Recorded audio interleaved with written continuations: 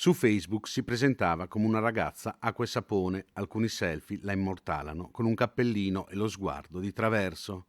Valentina Boscaro, 31 anni, padovana, è la donna che ha ucciso con un fendente al cuore Mattia Caruso, quello che da 2 anni, nonostante gli alti e bassi, era il suo compagno.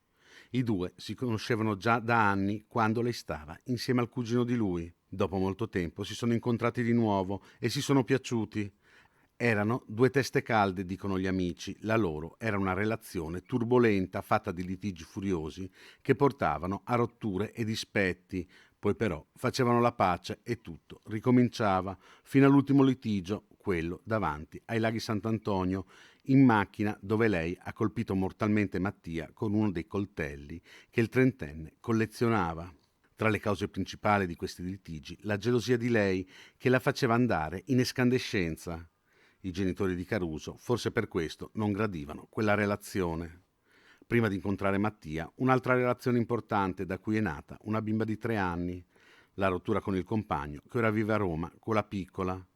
Lei da qualche anno viveva a Montà e lavorava in un banco d'abbigliamento al mercato, come Mattia, con cui stava progettando di vivere insieme, fino al tragico epilogo di domenica notte.